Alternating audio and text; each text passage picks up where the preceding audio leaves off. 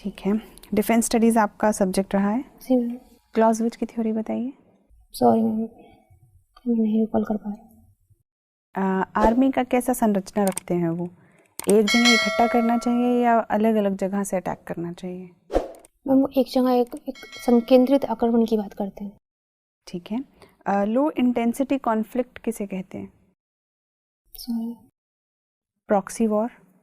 Ma'am, ये एक तरह का छद्म युद्ध होता है जिसमें कि सीधे तौर पर किसी भी सरकार या किसी भी व्यक्ति के खिलाफ युद्ध ना करके उसे अप्रत्यक्ष रूप से घेरने की कोशिश की जाती है। आपकी तो डिफेंस में ग्रेजुएशन के समय से ही पोस्ट ग्रेजुएशन के समय से ही रुचि है, तो भारत के अंदर टू साइडेड वॉर की क्या प्रॉब्लम है? जी मैम, सॉरी। ठीक है। राफेल डील आपने पढ़ी है? जी मैम, मैंने सुना इसके बारे में। क्या कॉन्फ्लिक्ट क्या है? मैम कॉन्फ्लिक्ट ये है कि इसमें राफेल जो एक फाइटर जेट विमान है, इसके लिए सौदा हुआ था 2012 में। उसके बाद जब मोदी सरकार ने सौदा किया तो उस पर आरोप लगाए जा रहे हैं कि शायद उन्होंने जो डसॉल्ट और फ्रांस की कंपनी है और जो भारत की रिलायंस डिफेंस लिमिटेड है, उनके बीच में एक एग्रीमेंट पहले से ये तय कर दिया गया था। सर मैम, ऐसा कुछ कॉन्फ्लिक्ट है, तो उसके लिए मोदी सरकार के ऊपर आरोप लगाए जा रहे हैं। आपको क्या लगता है, आरोप सही है या गलत है? मुझे नहीं लगता कि इस तरह की कोई भी किसी भी देश की सरकार इतना बड़ा जो एक राष्ट्रीय सुरक्षा से जुड़ा हुआ मुद्दा है उस पर कुछ भी ऐसा स्टैंड लेगी कि पहले से कुछ भी ऐसा सौदा करेंगी। मैम निश्चित रूप से राष्ट्रीय सुरक्षा को ध्यान में रखकर ही सौदा किया गया होगा। ठीक है। अनएम्प्लॉयमेंट रेट कितना है भारत का? सरकार ने क्या स्टेप्स उठाए हैं अभी तक? स्टैंड अप इंडिया और स्टार्टअप इंडिया, राष्ट्रीय कौशल मिशन और मेक इन इंडिया सरकार उसके लिए प्रमोट कर रही है। ठीक है। और एमएसएमई को प्रमोट कर रही है।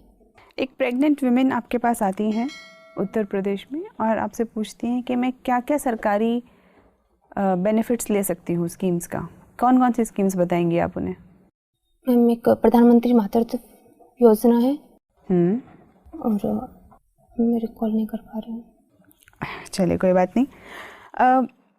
यूएस की प्रोटेक्शनिस्ट पॉलिसी से आप क्या समझती हैं?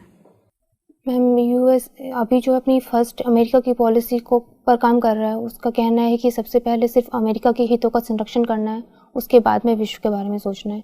इसलिए वो ट्रेड को लेके या किसी भी मुद्दे पर सिर्फ अमेरिका का ही हित को पहले रखता है। भारत के लिए कौन कौन से उसके स्टेप्स बहुत हानिकारक साबित हो सकते हैं? जैसे वो ट्रेड को लेके कई बार इशू होते हैं और वीज़ा को लेके मैम समस्या आती है कि भारत को वहाँ पर काफ़ी। म्यांमार में रोहिंग्या जो समुदाय है, भारत को उनको अपने देश में शरणार्थी के रूप में एक्सेप्ट कर लेना चाहिए? एज ए शरणार्थी एक्सेप्ट कर लेना चाहिए, लेकिन नागरिकता देने पर विचार नहीं करना चाहिए, क्योंकि शरणार्थी में उन्हें एक इंसानियत के नाते अगर वहाँ पर कुछ समस्या है तो ज़बरदस्ती अपने देश से नहीं निकालना चाहिए।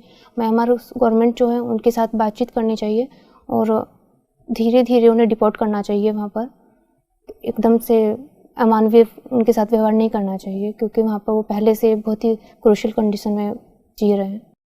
बिल्कुल। चलिए एक सिचुएशन समझते हैं। आप पुलिस में हैं, एसपी हैं एक ज़िले की, और पर वहाँ पे बहुत दंगा फसाद माफिया बहुत बड़े पैमाने पे चल रहा है और आपकी खुद की सुरक्षा और आपके बच्चों की सुरक्षा बहुत ही ऐसी स्थिति के अंदर है कि माफिया की तरफ से धमकियाँ आ रही हैं कि आपके बच्चों को उठा लिया जाएगा और अलग अलग तरीके से आपको धमकाया जा रहा है। तो आपके जो उच्च अधिकारी हैं वो आपको बोलते हैं कि कुछ समय के लिए आप छुट्टी ले लीजिए, तब तक कोई दूसरा अफसर आकर इस स्थिति को संभाल देगा, तब तक आप अपने घर परिवार, आपके घर परिवार को भी आपकी ज़रूरत है, बच्चे पढ़ रहे हैं, बच्चे अभी उनको आपकी ज़रूरत है इस वक्त पे, तो आप खुद भी छुट्टी लेने का सोच ही रही थी, तो कैसे करेंगी आप? मैम अगर ऐसी कंडीशन होंगी तो मैं उस टाइम पर छुट्टी नहीं लूँगी और फैमिली को मैं अपना पुलिस प्रोटेक्शन उपलब्ध कराऊंगी ताकि उनके लिए कोई सुरक्षा की समस्या ना हो